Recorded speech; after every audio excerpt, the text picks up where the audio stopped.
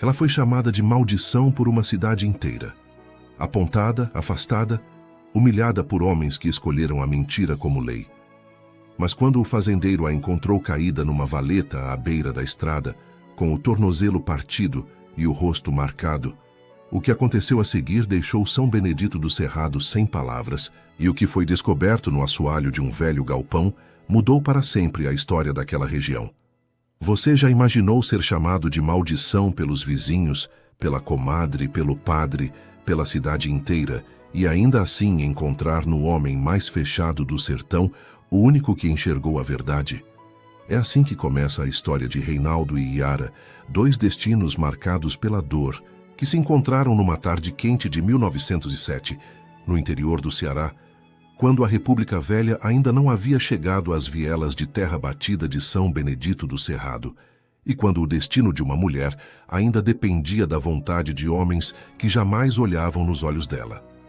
E meu amigo, minha amiga, o que aconteceu no final dessa história deixou muita gente de boca aberta, inclusive aqueles que haviam jogado a primeira pedra. Uma verdade escondida por anos, um papel enterrado no chão e um amor que ninguém viu chegar. Fique comigo, porque você vai entender por que aquela quinta-feira de sol a pino mudou para sempre o destino dessas duas almas tão feridas. Prepare o coração. Romance, dor, superação e um desfecho cheio de emoção estão só começando. Agora me diga de que cidade você está assistindo essa história. Já se inscreva no canal, porque histórias como essa você só encontra aqui. Reinaldo Braga Sertão tinha 31 anos, ombros que pareciam feitos de granito e mãos grossas, calejadas de tantos anos dobrando a terra, que já não distinguiam mais o cabo da enxada do próprio braço. Era um homem alto, de rosto moreno queimado pelo sol, com olhos escuros e sérios que a cidade inteira reconhecia de longe. Usava sempre o chapéu de couro marrom, a camisa de algodão aberta no peito e as botas velhas que herdara do pai e que se recusava a jogar fora, talvez porque fossem das últimas coisas que ainda o ligavam a alguém. A fazenda Ventania, 200 alqueires de terra boa encravada entre o Rio Seco e a Serra Vermelha, era ao mesmo tempo o seu orgulho e a sua prisão. 17 cabeças de gado, 3 peões de confiança, Zé Cícero, Maneco e o velho Berto, e uma solidão que crescia como mato bravo no terreiro. São Benedito do Cerrado o conhecia como o Braga Fechado, homem de poucos gestos e nenhuma palavra inútil que pagava em dia, nunca devia satisfação a ninguém e cuja porteira da ventania estava sempre trancada para visitas que não tinham motivo de trabalho. O que a cidade não sabia era que por dentro daquele peito largo havia um homem que ainda acordava às 3 da manhã, chamando um nome que a terra havia engolido: Sofia. A esposa morreu de febre amarela 5 anos antes, levando consigo não apenas a vida, mas a última razão que Reinaldo tinha para sentar à mesa com prazer. Desde então, os dias se sucediam um ao outro, com a mesma impassibilidade do sol que nascia e morria sobre o sertão. Sem cerimônia, sem surpresa, sem esperança de que alguma coisa pudesse ser diferente. Enquanto Reinaldo vivia assim, fechado como porteira de fim de mundo, a 20 minutos de estrada de terra batida dali, uma jovem de 20 anos tentava sobreviver ao peso de uma mentira que não havia inventado.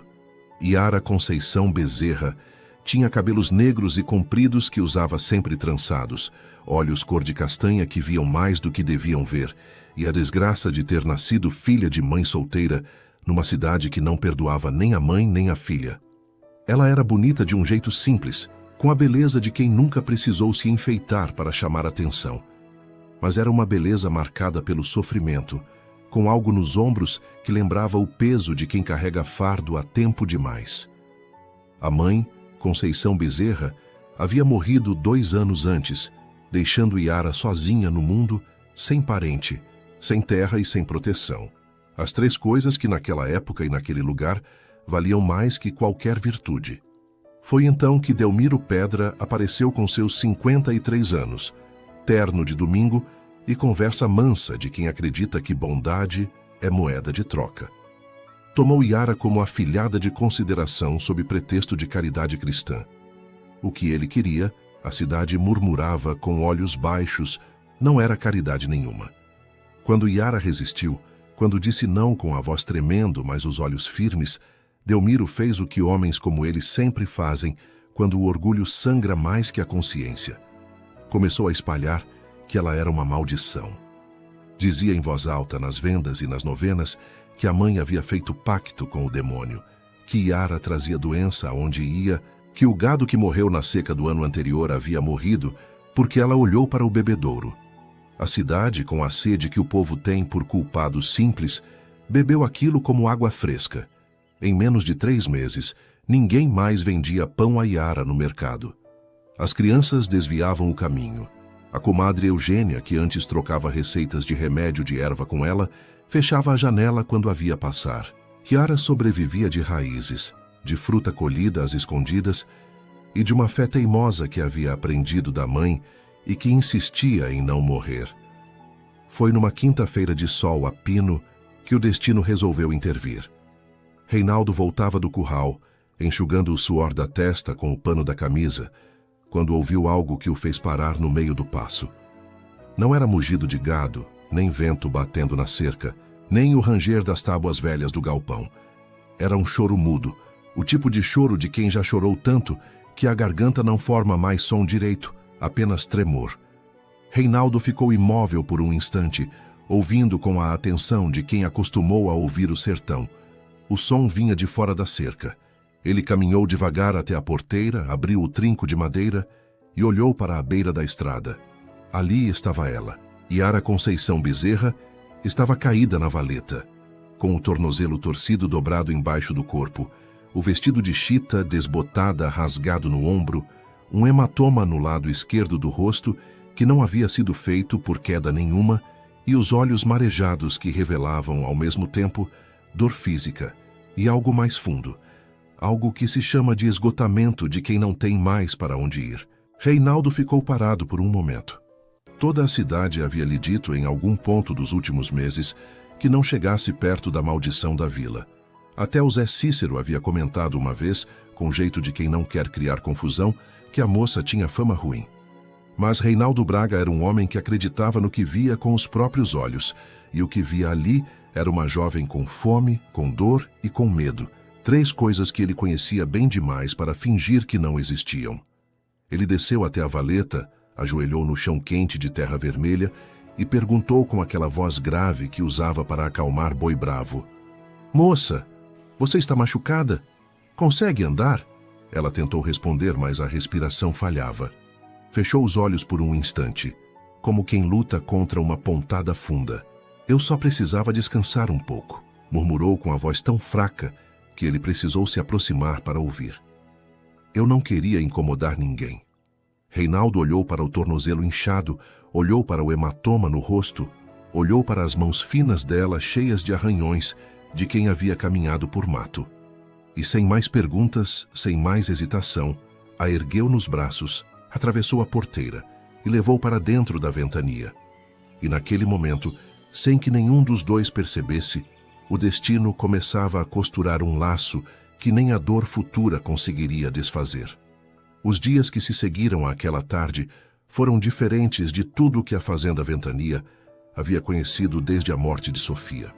Reinaldo instalou Yara no quarto dos fundos, o mais arejado da casa, que cheirava a madeira velha e a lavanda seca que ainda pendurava num amarrado no batente, e mandou buscar Dona Zulmira, a parteira da região, única mulher em São Benedito do Cerrado que parecia ter bom senso sobrando quando todo mundo estava perdendo o pouco que tinha. Dona Zulmira chegou de chale preto na cabeça e bolsa de couro já gasta. Examinou o tornozelo com mãos experientes e disse que estava torcido, mas não quebrado, que precisava de repouso, cataplasma de erva e comida quente. "E o que deu nesse rosto dela, seu Reinaldo?" perguntou a parteira em voz baixa, depois que Yara adormeceu de cansaço. Reinaldo apertou o chapéu nas mãos e respondeu devagar: "Não foi queda de nenhuma pedra, Dona Zulmira." A velha fechou os olhos por um instante e não disse mais nada. Às vezes o silêncio diz tudo o que precisa ser dito. Nos primeiros dias, Yara mal falava. Acordava com o cheiro de café forte que vinha da cozinha, observava o teto de madeira escurecida pelo tempo e demorava alguns minutos para lembrar onde estava e entender que estava segura. Reinaldo aparecia na hora do desjejum com uma travessa de angu e rapadura. Deixava na mesinha do quarto sem fazer perguntas e sumia para o trabalho como se aquilo fosse a coisa mais natural do mundo. Era uma descrição que ela não estava acostumada a receber. Cada homem que havia cruzado o caminho dela nos últimos 2 anos havia chegado com alguma cobrança disfarçada de gentileza. Reinaldo chegava apenas com comida e respeito. 2 coisas que Yara havia aprendido a valorizar mais do que ouro. Na terceira noite, uma tempestade desabou sobre o sertão sem avisar, como todas as coisas inesperadas que a vida manda. O trovão sacudiu as paredes do rancho. A chuva bateu com força no telhado de palha, e uma seção do quarto dos fundos começou a gojar. Reinaldo apareceu com uma bacia e um pano. Arrumou o que dava para arrumar. E os 2 acabaram sentados na cozinha grande, ele num canto, ela no outro, esperando a chuva passar. O vento uivava nas venezianas velhas. A lamparina balançava. Foi nessa noite que as primeiras palavras verdadeiras foram ditas entre eles. Reinaldo contou de Sofia, não muito, só o suficiente, que havia sido boa, que havia sido gente, e que quando foi, levou consigo uma parte dele que ele ainda não havia conseguido recuperar. Yara ouviu sem interromper, com o olhar fixo no chão, e quando ele terminou, começou a falar da mãe. Conceição Bezerra havia sido uma mulher que criou a filha sozinha, sem pedir licença a ninguém, que trabalhava de madrugada e dormia pouco, e que cantava enquanto cozinhava mesmo nos dias em que não havia o que cozinhar. Ela não deixou nada de herança, disse Yara com a voz baixa e os olhos marejados. Só deixou o jeito de encarar o mundo de frente. Mas às vezes não basta encarar. Às vezes a gente precisa de alguém que fique do lado. Reinaldo olhou para ela por um longo momento e então disse, com aquela firmeza calada que era sua marca: enquanto você estiver nessa fazenda, ninguém mais te machuca. Isso eu prometo. Nenhum dos 2 chorou. Tinham os 2 secado as lágrimas faz tempo. Mas quando o silêncio voltou depois das confissões, era um silêncio completamente diferente. Era o silêncio de quem não precisa mais fingir. Do lado de fora, a chuva ia perdendo força pouco a pouco, e as cigarras que haviam calado com a tormenta começavam devagar a retomar o canto, como se o mundo também estivesse pegando fôlego. Agora me diga você que está acompanhando essa história, já imaginou ter passado por tudo que Yara passou e de repente encontrar um homem assim? Porque é justamente aqui que a história começa a virar. Com o passar dos dias, a ventania deixou de ser símbolo de silêncio para se tornar um lugar onde havia, ao menos, o barulho bom de 2 vidas coexistindo. Yara ajudava no que podia, mesmo ainda mancando um pouco.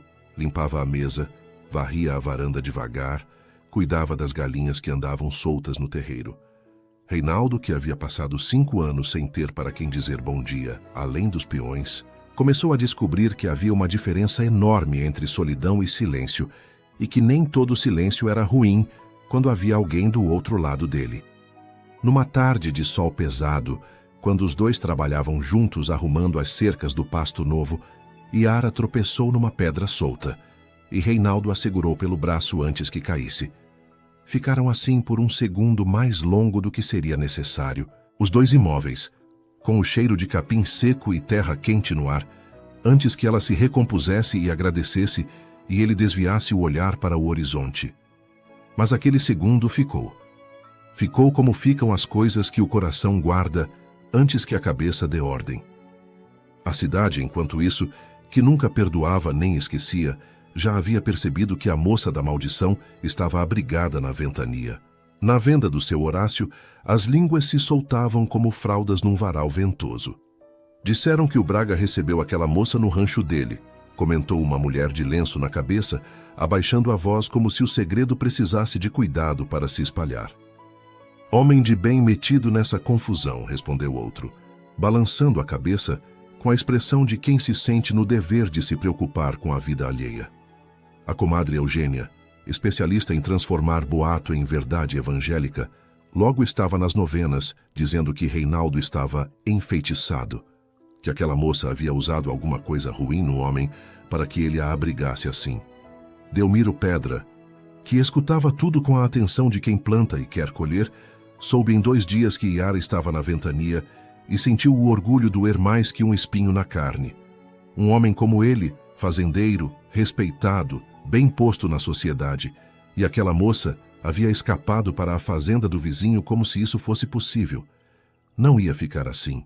O vereador Neco Teixeira, homem que devia favor a Delmiro desde uma dívida de terra nunca quitada, apareceu na porteira da ventania numa tarde de semana com o ar de quem acha que está fazendo um favor.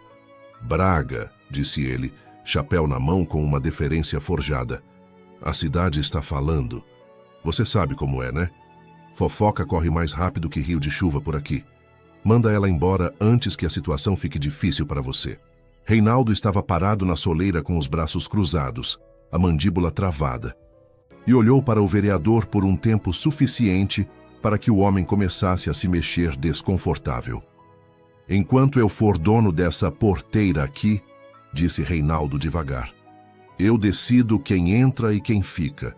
E quanto à cidade falar, a cidade sempre falou, Neco. A novidade é quando ela acerta. Virou as costas e entrou, deixando o vereador com o chapéu na mão e o recado engolido. Mas o recado de Delmiro não parou por aí. 3 noites depois, 3 homens de capanga apareceram na porteira escura da ventania, jogaram uma tocha acesa no paiol velho que ficava nos fundos e deixaram recado com o peão Zé Cícero, que estava de guarda naquela noite. Se a moça não fosse embora, a próxima tocha cairia na casa principal. Zé Cícero correu até Reinaldo com o coração acelerado e os olhos arregalados. Patrão, eram 3. Eu sozinho não tinha como. Eu sei, Zé, disse Reinaldo com uma calma que assustou o peão mais do que qualquer grito. Você fez certo, agora vai deitar. E ficou na varanda o resto da noite, olhando para as brasas do paiol apagando na escuridão, com algo dentro do peito que não era só raiva. Era a clareza fria de quem já perdeu o suficiente para saber exatamente o que não está disposto a perder de novo. Os dias seguintes na ventania foram marcados por uma tensão que pesava no ar, como nuvem de granizo antes da tempestade. Reinaldo e Iara continuavam a vida da fazenda com a rotina dos que sabem que o perigo está próximo, mas recusam dobrar a cabeça. De manhã cedo, quando o galo cantava e a neblina ainda cobria a serra, os 2 se encontravam na cozinha com o café preto que Iara havia aprendido a fazer do jeito que ele gostava, forte e sem açúcar, e trocavam poucas palavras que valiam mais do que muitos discursos. Numa dessas manhãs, quando Iara estava consertando uma manga rasgada da camisa de Reinaldo, e ele sentado na cadeira de palha, com a expressão de quem não estava acostumado a ser cuidado, ela perguntou, sem erguer os olhos da costura. Você nunca pensou em recomeçar? Depois que a Sofia foi, Reinaldo ficou quieto por um momento, olhando para as mãos espalmadas sobre os joelhos. Pensei, disse por fim, mas pensar é diferente de querer. Fiquei com medo de querer de novo, sabe? Medo de que a vida viesse e levasse outra vez. Iara parou a agulha e levantou os olhos para ele. Eu entendo esse medo, disse baixinho. Eu tenho ele também. Mas às vezes, eu acho que o medo de querer é maior do que o de perder, e que a gente passa a vida toda protegendo o coração de uma dor que talvez nunca venha, e aí perde a alegria que poderia ter tido. Reinaldo a olhou por um longo segundo, e então desviou o olhar para a janela, onde o sol já subia sobre o pasto verde. Mas o canto da boca puxou um pouco para o lado, quase imperceptível, quase um sorriso. E meu amigo, minha amiga, para um homem que não sorria há 5 anos, aquilo era muito. Foi numa tarde que Reinaldo estava cortando lenha no terreiro, quando Iara apareceu com um pano molhado na mão. Ele havia se machucado na palma ao pegar um toco com nó, e o sangue escorria fino pela linha da mão. Deixa eu ver isso, ela disse com firmeza suave, tomando a mão dele antes que ele protestasse. Reinaldo ficou imóvel enquanto ela limpava o corte com cuidado, enrolando o pano com uma delicadeza que ele não esperava, e que chegou até ele de um jeito que não era só físico. Eram os dedos finos dela sobre a palma grossa e calejada dele, a atenção nos olhos castanhos, A concentração com que ela tratava de um corte pequeno, como se fosse a coisa mais importante do mundo naquele momento. Você precisa ter mais cuidado, disse ela sem olhar para ele. Eu sei cuidar de mim, respondeu ele, mas com uma voz mais mansa do que pretendia. Eu sei que sabe, ela disse, e então ergueu os olhos para o dele. Mas agora tem mais alguém que também cuida. O silêncio que veio depois era denso de coisas não ditas, e os dois ficaram assim por um instante que parecia durar muito mais do que os segundos que levou, antes que ela terminasse o curativo e ele retomasse o trabalho, e nenhum dos dois falasse mais sobre aquilo. Mas alguma coisa havia sido dita, de uma forma que nenhuma palavra poderia ter dito melhor. A situação com Delmiro, no entanto, não dava sinal de ceder. Pelo contrário, escalava como incêndio em ano de seca. Na semana seguinte aos capangas e à tocha, Delmiro mandou um recado formal, desta vez por escrito e assinado, entregue pelo próprio Zé Cícero na porteira, dizendo que se Yara não deixasse voluntariamente a ventania em 48 horas, ele tomaria as providências necessárias para restituir a ordem e a moralidade de São Benedito do Cerrado. Reinaldo leu o papel 2 vezes, dobrou com cuidado e colocou no bolso do colete. Não respondeu. Mas foi naquela mesma noite que Yara, que havia lido o papel sem que ele soubesse, apareceu na soleira do quarto dele, com a trouxa de pano já feita. Eu vou embora, disse ela, com os olhos secos, mas a voz quebrando no meio. Não vou ser a razão de você perder o que é seu, Reinaldo. Essa fazenda é tudo que te sobrou. Eu não tenho o direito de colocar isso em risco. Reinaldo ficou parado na soleira, o chapéu nas mãos, e por um instante o único som era o mugido distante do gado e o vento batendo nas venezianas velhas. Ele olhou para ela, olhou para a trouxa, olhou de volta para ela. Você não decidiu vir, disse por fim, devagar com aquela voz que não sabia mentir. Eu decidi trazer. Então quem decide se fica ou vai sou eu. Ela abriu a boca para contestar, mas ele continuou. E eu decido que você fica, porque eu não vou deixar que o Delmiro Pedra me diga o que fazer na minha própria casa e muito menos quem pode estar nela. Yara fechou a boca. Os olhos brilharam. Não foi pranto, foi algo mais interno. Aquele tipo de alívio que entra pela alma antes de chegar ao rosto. Ela pousou a trouxa no chão e voltou para o quarto sem dizer mais nada. E Reinaldo ficou parado na soleira por mais um tempo, olhando para o céu cheio de estrelas do sertão, sentindo no peito algo que não reconhecia muito bem, mas que sabia que era real. No dia seguinte, foi o peão Maneco quem veio trazer o que mudaria tudo. Maneco era um homem quieto, de 60 anos e mais, que havia passado a vida trabalhando em fazenda e que tinha o instinto de quem viveu no chão de terra. Estava varrendo o interior do galpão velho, um que Reinaldo usava para guardar ferramentas e que precisava de arrumação há meses, quando a vassoura bateu numa tábua solta do assoalho. A tábua cedeu, deixando uma fresta. Maneco abaixou, enfiou a mão com a curiosidade de quem não espera encontrar nada e tocou em madeira. Puxou. Era uma caixa pequena, coberta de poeira e teias de aranha, encaixada embaixo do assoalho do galpão como se alguém a tivesse escondido ali com intenção. Maneco levantou a caixa, sacudiu a poeira e quando viu o que estava gravado na madeira à faca, parou completamente. Em letras toscas, mas decididas, liam-se 2 palavras: Conceição Bezerra. Você que está acompanhando essa história segura o coração, porque é aqui que o destino começa a revelar a verdade que Delmiro Pedra havia enterrado junto com tudo que sabia fazer. A mentira. Maneco foi direto até Reinaldo, que estava no curral fazendo a contagem do rebanho. Patrão, disse ele, estendendo a caixa com as 2 mãos como quem carrega coisa de valor, encontrei isso embaixo do assoalho do galpão velho. Tem o nome de alguém. Reinaldo pegou a caixa, leu as palavras gravadas e ficou muito quieto por um momento longo. Então chamou Yara. Ela veio da horta com terra nas mãos e poeira na saia, e quando viu a caixa, parou como se o chão tivesse sugado os pés. Conceição Bezerra. Leu ela em voz alta, com a voz saindo fina, quase um fio. Esse era o nome da minha mãe. As mãos tremiam quando ela abriu a fechadura enferrujada. Dentro havia um único envelope, lacrado com cera vermelha, e o selo do cartório de São Benedito do Cerrado. O papel estava amarelado pelo tempo, mas o lacre havia guardado o conteúdo intacto. Yara ergueu os olhos para Reinaldo, ele assentiu, e ela quebrou o selo com um dedo trêmulo.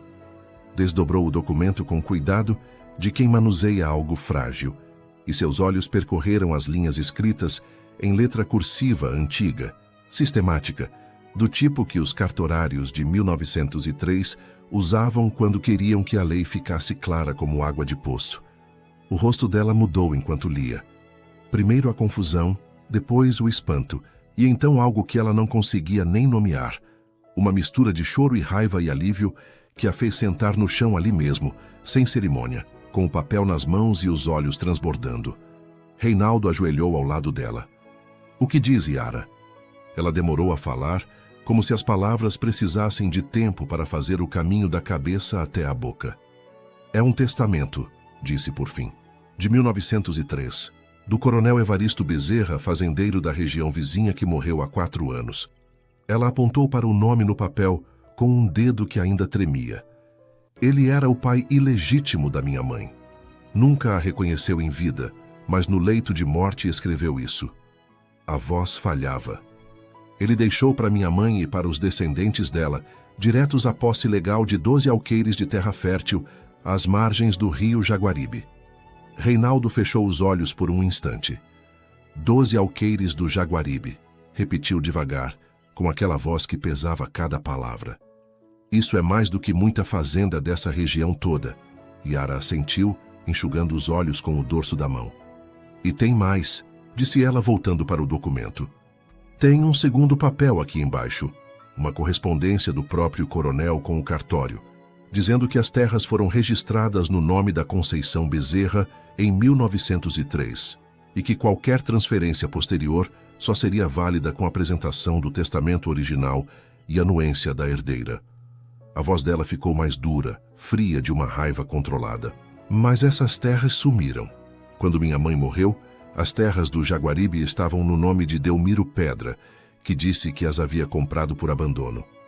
Reinaldo abriu os olhos.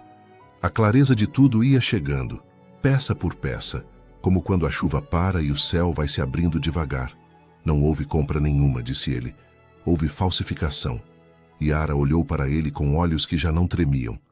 "Ele roubou o que era da minha mãe, e depois, quando eu me recusei a aceitar a situação que ele queria me colocar, me chamou de maldição para me calar antes que eu descobrisse."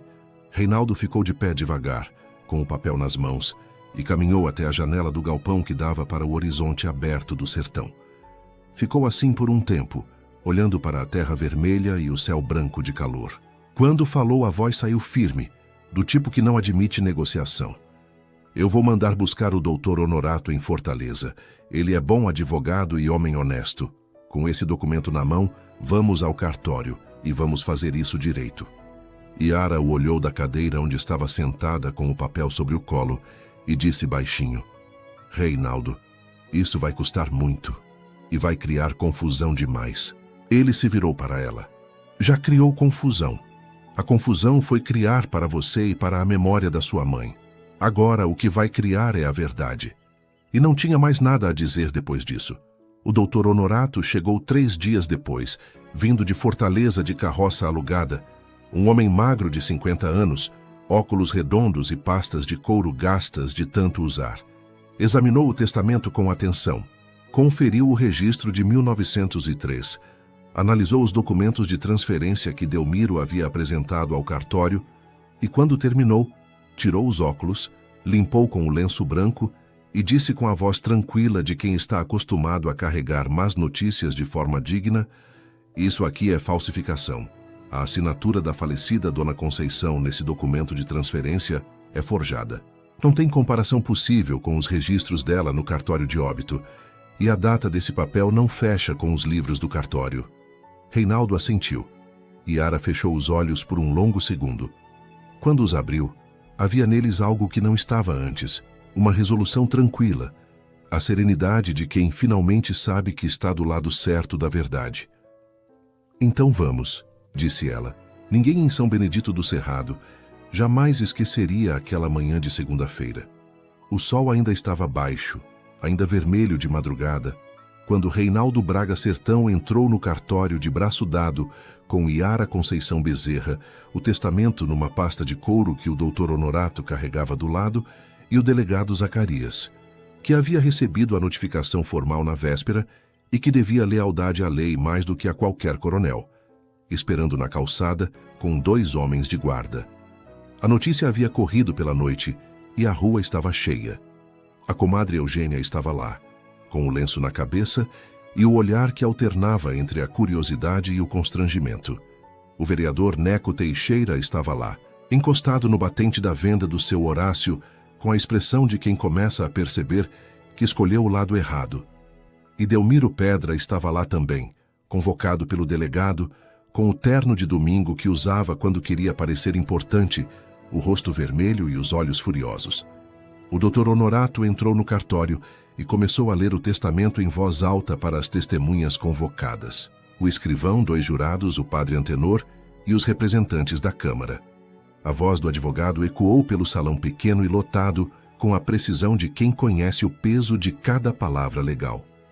Quando Delmiro percebeu o que estava acontecendo, tentou interromper. "Isso é um absurdo", disse com voz grossa, dando um passo à frente. "Esse papel não tem validade. Aquela moça não tem direito a nada. Ela é." O delegado Zacarias, que era um homem pequeno de voz grave, apenas levantou uma mão. "Deixa o doutor terminar, seu Delmiro." A sala ficou em silêncio. Delmiro apertou os punhos, mas não disse mais nada. O doutor Honorato continuou, apresentando ponto a ponto a prova da falsificação, confrontando a assinatura forjada com os registros originais, expondo a data inconsistente, a sequência impossível. Cada ponto caía na sala como pedra em poço seco. Quando terminou, o escrivão, um homem de 40 anos chamado Feitosa, que havia trabalhado naquele cartório desde rapaz, ficou branco como pano de altar. Ele mesmo havia processado o documento de transferência de Delmiro 3 anos antes, sem questionar, porque ninguém questionava Delmiro Pedra em São Benedito do Cerrado. Agora ele olhava para aquele papel com a expressão de quem entende o tamanho do que deixou passar. O delegado Zacarias virou para Delmiro, que já havia recuado 2 passos em direção à porta, e disse com aquela voz grave que não admitia conversa: "Delmiro Pedra, o senhor está preso acusado de falsificação de documentos, apropriação ilícita de propriedade alheia e uso de meios coercitivos para silenciar testemunha." Delmiro abriu a boca, fechou, abriu de novo. Os homens do delegado se aproximaram de cada lado. Lá fora, na rua, o murmúrio da multidão cresceu. A comadre Eugênia abaixou os olhos. O vereador Neco Teixeira ficou olhando para o chão com o chapéu na mão. Yara estava parada no centro da sala, de costas eretas, com as mãos quietas sobre a saia de chita e os olhos castanhos, vendo Delmiro Pedra ser levado para fora sem o terno de domingo fazer mais nenhuma diferença. Reinaldo estava ao lado dela, ombro contra ombro, e quando ela virou o rosto para ele, havia lágrimas, mas não eram de dor. Eram do tipo que vem quando uma verdade que deveria sempre ter existido, finalmente encontra o lugar que sempre lhe pertenceu. E naquele momento, quando a verdade brilhou mais forte do que qualquer mentira, não havia mais como negar. Yara Conceição Bezerra não era o que a cidade a julgara ser. E Reinaldo Braga Sertão não era apenas o homem que a salvou, era o homem que a escolheu, antes mesmo de saber de qualquer herança, de qualquer testamento, de qualquer terra.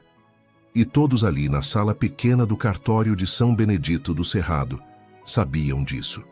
A sentença do juiz de comarca levou 2 semanas para chegar, e quando chegou, foi firme como a lei que a sustentava. Delmiro Pedra foi condenado a 10 anos de prisão, acusado de falsificação de documentos, apropriação ilícita e uso de ameaça e coerção. As terras que ele havia registrado ilegalmente, os 12 alqueires férteis às margens do rio Jaguaribe, foram devolvidos por ordem judicial à legítima herdeira, Yara Conceição Bezerra, descendente direta de Conceição Bezerra, que por sua vez era filha do coronel Evaristo Bezerra, conforme provado pelo testamento de 1903. Os outros 2 homens que haviam participado do esquema, Os que haviam testemunhado falsamente a transferência no cartório foram presos também. O vereador Neco Teixeira, antes que o pedido de cassação chegasse, apresentou renúncia por escrito numa segunda-feira de manhã, sem explicação pública. E o escrivão Feitosa, que não havia cometido crime, mas havia sido negligente, ficou com a consciência como peso por um bom tempo, e foi o primeiro a procurar Yara para pedir desculpas, de chapéu na mão e voz embargada, numa tarde em que ela passava pela praça. Ela o ouviu sem pressa, respondeu com uma gentileza que ele não merecia ou talvez merecesse, e foi embora sem olhar para trás. A cidade, que havia sido tão rápida em julgar, foi muito mais lenta em pedir desculpas. Mas algumas mudanças foram reais. A comadre Eugênia parou de falar de Yara em novena. O seu Horácio da Venda começou a cumprimentá-la quando ela passava. E as crianças que desviavam o caminho quando a viam, não desviavam mais. Você que chegou até aqui com a gente, já sabe que a história não acaba no cartório. Porque a verdade sem amor é só justiça.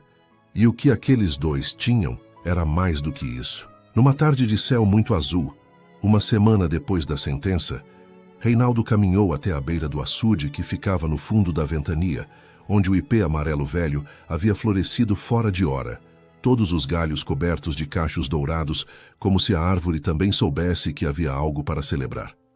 Yara estava sentada debaixo da árvore, de costas para ele, olhando para a água parada. Reinaldo se aproximou, sentou ao lado dela sem cerimônia, e os dois ficaram em silêncio por um tempo, ouvindo o vento nas folhas e o coachar distante do sapo à beira d'água. Então ele falou. A voz saiu mais baixa do que de costume, mas sem hesitação, porque Reinaldo Braga era um homem que, quando decidia dizer algo, dizia: eu quero te dizer uma coisa que eu devia ter dito antes de existir testamento, antes de existir cartório, antes de existir qualquer outra coisa. Yara se virou para ele com os olhos atentos. Quando eu te trouxe para dentro da minha casa naquela quinta-feira, continuou ele olhando para as mãos cruzadas sobre os joelhos, eu não trouxe porque você tinha herança nenhuma. Eu trouxe porque você estava machucada e precisava de ajuda. E porque aquele gesto de pedir água com tanto esforço, de dizer que não queria incomodar ninguém mesmo quase desmaiando, me disse mais sobre quem você é do que qualquer carta ou papel poderia dizer. Ele levantou os olhos para o dela. E cada dia depois disso, só confirmou o que eu já sabia. Que você é forte de um jeito que a maioria das pessoas não é. Que você é boa de um jeito que essa cidade não merecia. E que eu não quero mais acordar numa casa onde você não está. Yara ficou muito quieta, com os olhos marejando. Ele continuou. Eu não te quero por pena, Yara, te quero por escolha. Mas a escolha tem que ser sua, e eu preciso que você saiba isso antes de qualquer outra coisa. Ela ficou olhando para ele por um longo momento. O vento balançou as flores amarelas do ipê acima dos dois. Um pássaro cantou em algum ponto do açude. E então Yara disse, com a voz firme apesar das lágrimas que escorriam sem resistência: desde que a minha mãe morreu, eu aprendi a não esperar que alguém ficasse. Todo mundo ou foi embora, ou me mandou embora. Eu aprendi a não querer muito para não perder muito. Ela enxugou os olhos com o dorso da mão e continuou. Mas você fez o que ninguém nunca fez. Você ficou quando era mais fácil não ficar. Você falou a verdade quando era mais cômodo se calar. E quando eu quis ir embora para te proteger, você não me deixou. Não porque precisava de mim, mas porque escolheu não me perder. A voz falhou por um segundo, mas ela respirou fundo e voltou mais firme. Eu não estou mais fugindo, Reinaldo. Hoje eu fico porque quero ficar. Porque não existe lugar nenhum nesse mundo que me faça sentir o que sinto quando estou aqui com você. O silêncio que veio depois era um silêncio cheio, completo, do tipo que não precisa de palavras para ser real. Reinaldo ergueu as duas mãos e segurou o rosto dela com uma delicadeza que parecia impossível naquelas mãos tão grossas, e a olhou de perto, bem nos olhos castanhos que viam mais do que deviam ver, e o beijo que veio não foi tímido nem apressado. Foi um beijo de confirmação, de escolha, de entrega. O tipo que sela uma promessa que nem o tempo, nem a distância, nem a dor conseguem apagar. As flores do ipê caíram devagar sobre os dois, amarelas e silenciosas, como a bênção de quem não precisa de palavras para abençoar. Casaram-se 6 semanas depois, num sábado de manhã cedo, debaixo do mesmo ipê amarelo que havia testemunhado a declaração, que agora estava coberto de folhas novas depois das chuvas que finalmente haviam chegado. A cerimônia foi simples e inesquecível, do tipo que fica na memória de quem estava presente por décadas. O padre Antenor, que para surpresa de todos chorou mais que a noiva durante a bênção, oficiou a união com uma solenidade terna e genuíne. Dona Zulmira, que havia sido a primeira a estender a mão para Yara quando ela chegou machucada, estava ali como madrinha de chale branco e lenço de renda no pescoço.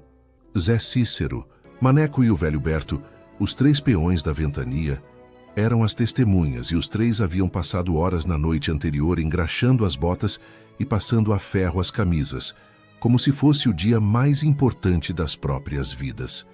Uma boa parte de São Benedito do Cerrado estava presente, não mais para julgar, mas para testemunhar.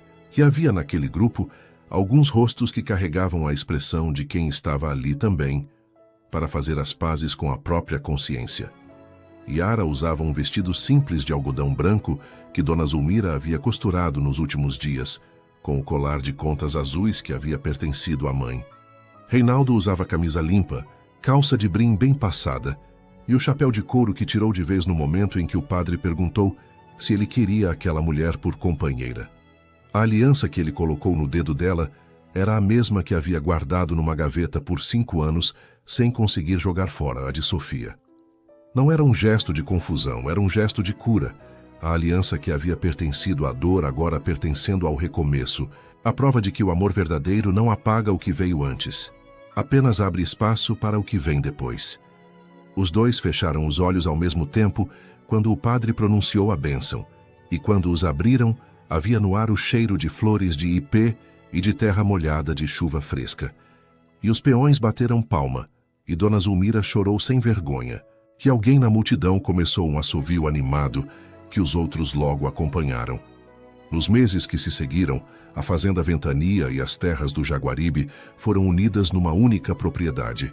O casal a rebatizou juntos, numa tarde sentados na varanda depois do jantar, escolhendo o nome que a terra nova merecia. Fazenda Vale das Promessas. E o nome era certo, porque a terra começou a prometer.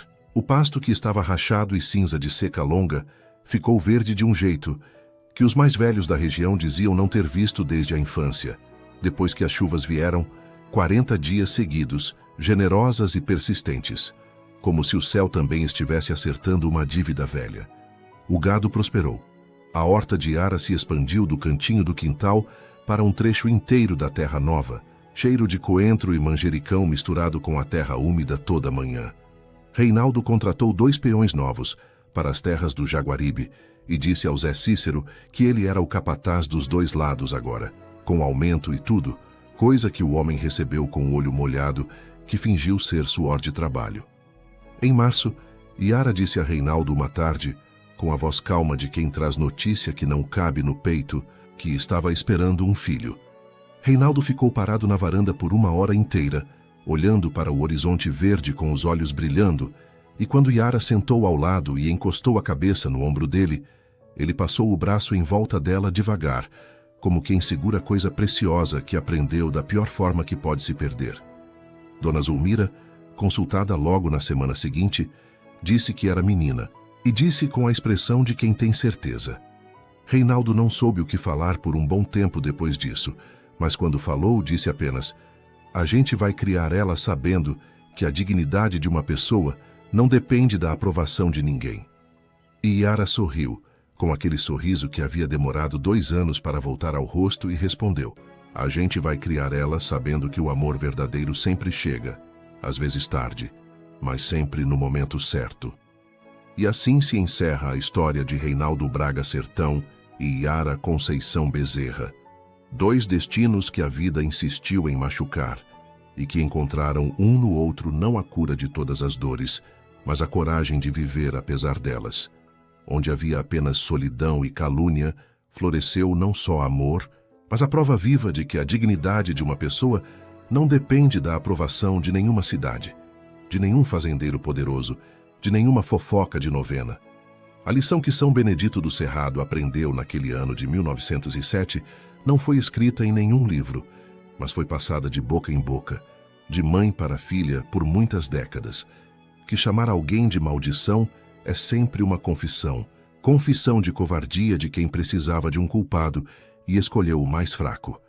E que um homem de verdade não se mede pela terra que tem, mas pela coragem de estender a mão quando todos recuam e de mantê-la estendida mesmo quando o mundo inteiro diz que vai se queimar. Às vezes o destino coloca na nossa porta aquilo que mais precisamos, mesmo quando não estamos preparados. A vida é cheia de perdas, mas também cheia de reencontros, cheia de despedidas, mas também de reviravoltas que nos devolvem a esperança e, acima de tudo, cheia de possibilidades para quem tem coragem de amar outra vez. Agora me diz, o que você achou desse final emocionante? Deixe nos comentários a sua opinião. Ela é muito importante para nós.